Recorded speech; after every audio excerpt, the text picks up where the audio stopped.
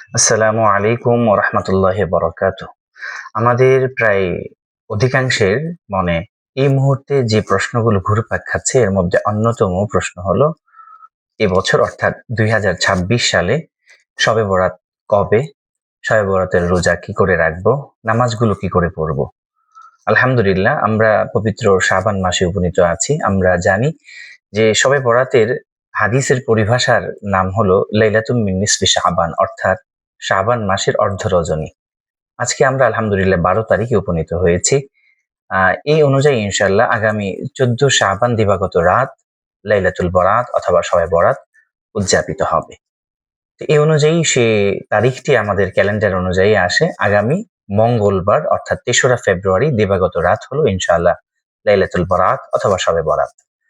তো এখন প্রশ্ন হলো শবে বরাতের রোজা কিভাবে রাখবো? নামাজ কিভাবে পড়বো? প্রথমে জানি যে শবে বরাত সম্বন্ধে হাদিস শরীফে যে উক্তিটি করা হয়েছে যে এই রাতের আমল হিসাবে বলা হয়েছে কুমু লাইলাহা অর্থাৎ নামাজ আদায় করো এবং পরবর্তী দিবসে রোজা রাখো সুমু ইয়াউমাহা। তো এই রোজা এবং নামাজ এক কথায় এটি হলো আমাদের আমল। এছাড়া অতিরিক্ত আমাদের দেশের রসুম রেওয়াজ অনুযায়ী যত ধরনের আচার অনুষ্ঠান আমরা করে থাকি আসলে সেগুলো সব আমাদের মন গড়া। এজন্য আমরা বিশেষভাবে নামাজের প্রতি মনোযোগী হব। আমরা আমাদের জীবনের কাজা নামাজ এটির প্রতি গুরুত্ব দিব। কাজা নামাজের গুরুত্ব অনেক। কাজা নামাজগুলো যদি আমাদের কিছু বাকি থাকে সেগুলো আদায় করে নিব এর আগেই অথবা সে রাতে আদায় করতে পারি। আমরা নফল নামাজ পড়তে পারি, সালাতুল হাজাত পড়তে পারি, আমরা তাহাজ্জুদের নিয়তে নামাজ পড়তে পারি। তো এই নামাজের ক্ষেত্রে কোনো ধরনের বিশেষ কোনো নিয়ম পদ্ধতি, বিশেষ সূরা, বিশেষ রাকাতের সংখ্যা নির্ধারিত নাই। আমরা আমাদের তৌফিক অনুযায়ী আমরা নামাজ আদায় করব এবং পাশাপাশি নামাজের সঙ্গে সঙ্গে গুনাহ মাফের কথা আছে। আমরা গুনাহ মাফের জন্য আরো অন্যান্য ইবাদতগুলো আছে সেগুলো আমরা করতে পারি। দান সদকা করব। আমরা কোরআন তেলাওয়াত করব, জিকির আজকার করব। ভালো বলে ইবাদত মনে করে ইবাদতে মাকসুদা হয় আল্লাহ রাব্বুল আলামিনের দেখানো পথে যে ইবাদতগুলো আমাদের জানা আছে আমরা সেই সকল ইবাদতগুলো আমাদের তৌফিক অনুযায়ী করতে পারি এবং পরবর্তী দিন আমরা রোজা রাখতে পারি।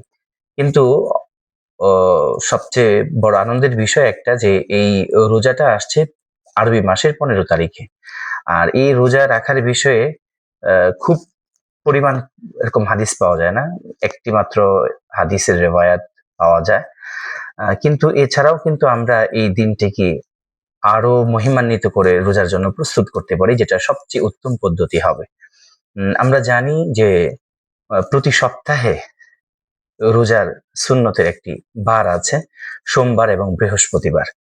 আমরা সোমবারের এই রোজাটা রাখা সহ এবং পাশাপাশি প্রত্যেক মাসে এরকম বেজুর রোজা, হ্যাঁ? আইয়ামে বীজের রোজা এই অনুযায়ী ১৩, ১৪, ১৫ সেই রোজাটার দিকে লক্ষ্য করে এবং শাবান মাসে নবী করিম সাল্লাল্লাহু আলাইহি সাল্লাম অনেক রোজা রাখতেন। অন্যান্য মাসের তুলনায় শাবান মাসে প্রচুর রোজা রাখতেন। সাহাবায়ে কেরাম রাদিয়াল্লাহু তাআলা আনহুম ওনারা বলতেন যে নবীজির রোজা যখন এভাবে রাখা বেড়ে যেত এরকম একটি মাসে তো আমরা বুঝতাম যে রমজান চলে এসেছে। তো শাবান মাসে অনেক রোজা রাখতে হয়। সোমবার দিন, বৃহস্পতিবার দিন রোজা রাখতে হয়। আইয়ামে বীজের রোজা রাখতে হয়।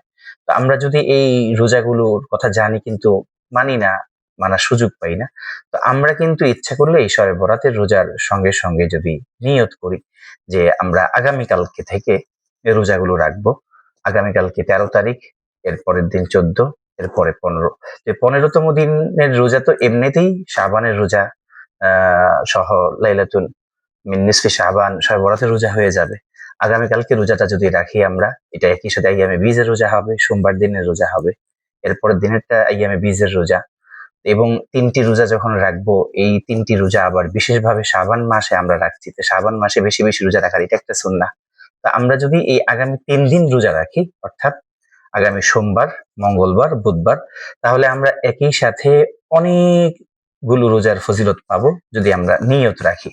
আমরা নিয়ত করি যে আমরা আইয়ামে বীজ হিসেবে ৩ টি রোজা রাখবো, সোমবারে সাপ্তাহিক রোজা হিসেবে রাখবো, শাবান মাসে নবীজি বেশি, বেশি রোজা রাখতেন এজন্য রাখবো এবং পাশাপাশি এই ৩ টি রোজার সর্বশেষ রোজাটি যেহেতু ১৫ তারিখের রোজা এটি শবে বরাতের রোজা হিসেবে ইনশাআল্লাহ আদায় হয়ে যাবে। আমরা যদি এইভাবে রোজাগুলো রাখি তাহলে ইনশাআল্লাহ সর্ব উত্তম রোজা হিসেবে ইনশাআল্লাহ বিবেচিত হবে।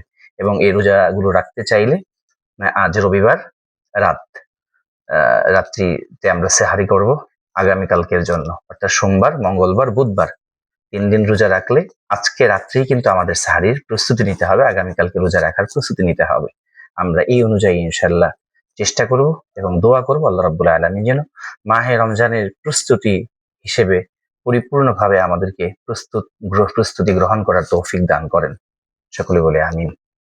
আসসালামু আলাইকুম ওয়া রাহমাতুল্লাহি ওয়া বারাকাতুহু।